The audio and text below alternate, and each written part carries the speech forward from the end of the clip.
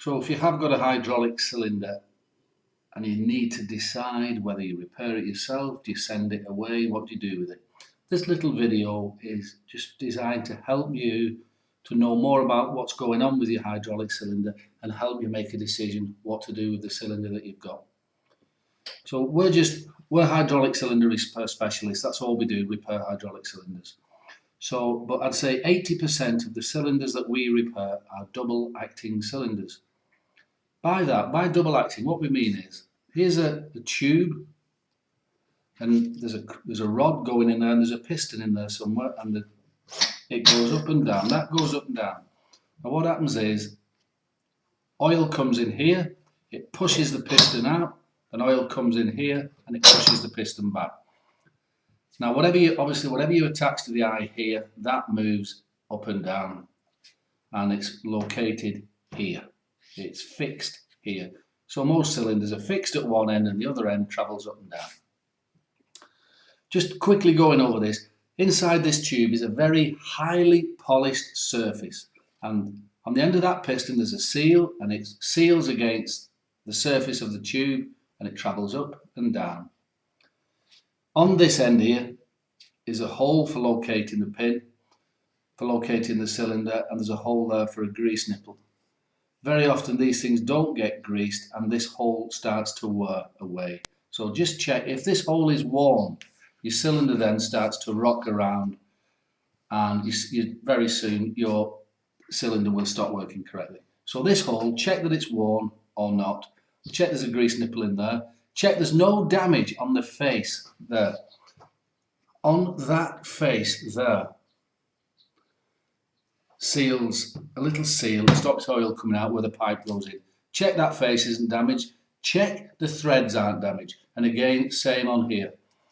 Some cylinders start to leak internally and our customers can't figure out why, but when we get them in, we see that this tube has been knocked. It only takes a very small dent on this tube to damage the internal surface of the tube. Because if there's a little dent, when the piston hits it, it rips the piston seal, and then it starts to pass internally and you lose power. So there's got to be no dents on this tube anywhere. If there is, the chances are it's knackered. Right. Now, as we said earlier, there's this chrome rod goes up and down, and there's an eye on this end. Again, just check this eye. If there's a bearing in it, check it that it's not worn or cracked. Check the circlips are in position and holding the bearing in place. Again, it needs a little hole there for a grease nipple. The end of the rod, usually it's either threaded or welded. In this case, it's welded. Check the weld for cracks. Also check any of the threads if the threads are damaged. So you've got an eye on the end of a chrome rod that's going in up and down through this thing here, and this is called the gland. So we'll just undo that and I'll pull it apart. Now obviously I pulled this thing apart before just to make sure it was easy for me. But that's the internal workings of the cylinder. You've got a piston on this end here with a seal to stop the oil passing. You've got a chrome rod and you've got a gland here. This thing here holds this thing here in the center of the cylinder. It holds it in position and stops the oil from coming out. So let's just go through this. This piston, you'll find that the piston on your cylinder is either stuck on with an adhesive or it's stuck on, it's screwed on and held in place with a grub screw.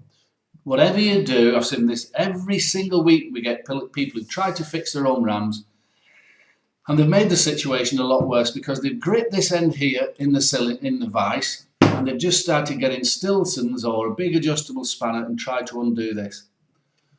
But what can happen is, underneath, this is on the piston, sometimes you'll see a grub screw. It could be in the end there, or it could be even underneath one of the bearing rings. So you'll have to make sure that you've took all the grub screws out of this piston before you attempt to undo it. You might also find you've got to put some heat on it, a blowtorch or something to melt the adhesive, and then the piston will come off. Now pistons are made, basically you can either get steel pistons or cast iron pistons. That's it really. Most of them are steel. If they are steel, it's not if it's a steel piston, and most of them are, that part, any part of that piston isn't allowed to come into touch with the surface inside that cylinder. As you can see, there's a very shiny, I don't know if you can see it there, a very shiny surface inside of there. If that steel piston touches that cylinder in any way, it'll pick up and it's scrap.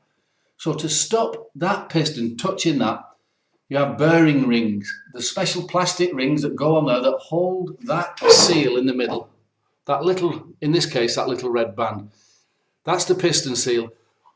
That will do all the sealing. All the rest of it is just to hold that piston in the centre as it passes up and down the tube.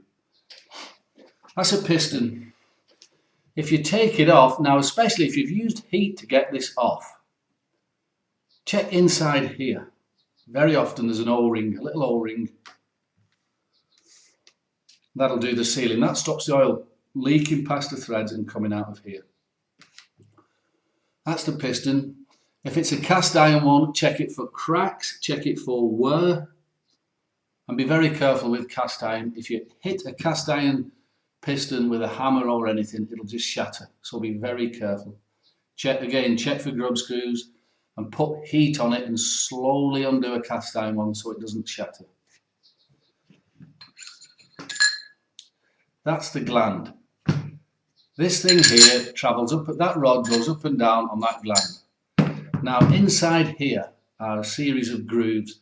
The lowest one will carry, usually the lowest one will carry the piston seal. And the top groove stops carries a little wiper. And a lot of people don't replace the wiper seal on the top. Now all this wiper seal does is stop the outside dust and water and crap from getting inside there. But you really must replace it. It doesn't matter if it looks in good condition. Replace it every time you take the cylinder apart. When you're checking a gland, check it for cracks. Again, glands are usually made of steel or cast iron. If it's a steel one, again, it'll have special bearing rings inside it to stop that chrome rod touching the steel. You'll have a seal in there and a wiper and an O-ring round the outside to stop the oil from escaping on the outside. That's the gland. Check inside here, especially on the larger rams, you could have a bearing ring. Again, that's to support the rod as it's going through. These bearing rings could be bronze or brass or some form of plastic. Always replace these bearing rings when you take it out. If you're stripping the ram down, replace the bearing rings. Replace the rod seal, replace the wiper and replace the O-rings.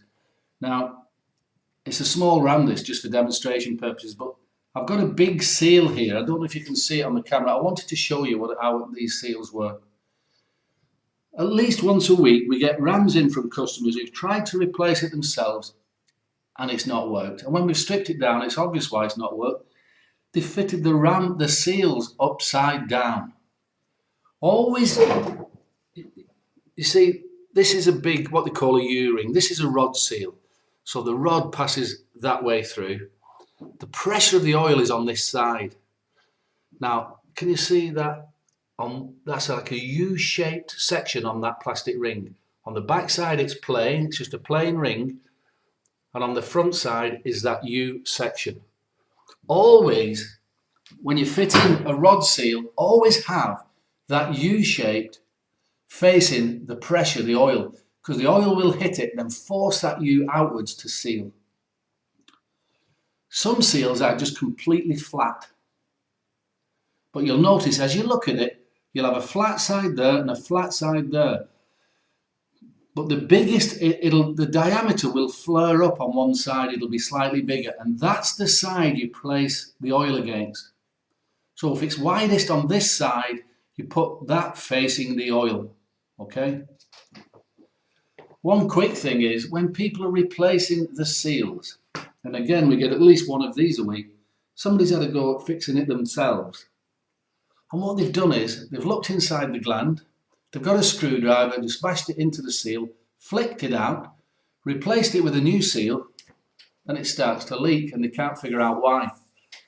Now the reason is, like in this particular case, this is a cast iron gland.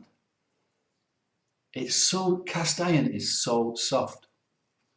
It's a very soft metal. So if you scratch it with a screwdriver, then that's where the oil is going to leak. So be very careful taking seals out of a groove. It is so easy to scratch it. If you scratch that groove, it has to be remachined. You can't really polish it out because you can't get in. Okay, so be very careful taking your seals out. Don't scratch. Wherever your seal is going to sit, don't scratch it. That applies to the gland. And if you're fitting a new seal on the piston, again, don't scratch it. Because if you do, you scrapped it. Okay. So, most of the problems we get are with chrome rods. They've got a slight scratch or a bit of corrosion. And people may have tried to reseal it once or twice in the past. If your rod's damaged, more often than not, it's scrap. Now that isn't a big problem. Say for instance, in this case here, I don't know what's that, about 30mm diameter. We carry every single size of imperial and metric chrome rods on stock, so these can be replaced in an hour or two. So your chrome rod, if you are going to do it yourself, if you are going to polish it, and I don't recommend it, but if you are, polish it lengthways. Even if it's a tiny little spot in one place, polish it that way. So as that bit of polished rod goes past the seal, it's less likely to leak. So let's look what we've gone over here. The cylinder, no dents on it. Check the eye at the bottom, check the grease, check the eye's not worn, check the grease nipples in, check the sealing surfaces. When you look inside the cylinder, there's not to be a single scratch in there. If it is, it's no good. We either need to replace the tube or hone it out. When you're stripping a ram down, don't crush it in the vise. Don't grip it here like that because you're going to crush the cylinder. You only need to crush it a few thousandths of an inch and you've knackered it. It's easier to grip it either on the base here or put a rod through here and grip that rod in the vise. Either way, you don't want to damage this at all. So grip that in safely, either with a chain vise or at this end. Start to undo the gland, but before you undo the gland, check there's no grub screws holding this in. Very often, there's a grub screw on the cylinder somewhere along this surface here. There's a grub screw to stop this thing from unscrewing on its own through vibration. So clamp it securely, take the grub screws out, pull the assembly out. So once you pull the assembly out, again check for grub screws on your piston, check for grub screws, take the grub screw out, put heat on it, undo it, and again slide that off. Check your rod's not damaged or scratched. If it is, it needs replacing. If you just want to reseal it, always replace the wiper, always replace the seal, the rod seal which is below it. If there's a bearing ring in there, replace it. O-rings, always replace them. Don't forget, there must be 100 different designs of piston seals. I'm not going to go through them all, but basically, there's only the centre little part that does the sealing. All the rest of it is designed to keep that piston right in the centre of the tube as it goes up and down. So always replace the bearing rings, because otherwise your piston will start to waggle inside the tube. And don't forget to replace that little O-ring inside of there. And that's it really. Obviously, if you've got a cylinder that's leaking, the biggest problem is that you've lost the use of your machine, downtime. We can replace a ram very quickly, but whether you use those or not, it's up to you. We give a 12-month guarantee on every ram repair, so that if you're going to do it, you do it once and that's it. All right, well, that's it. I hope that's helped you to make the decision on what to do with your ram. Thanks very much.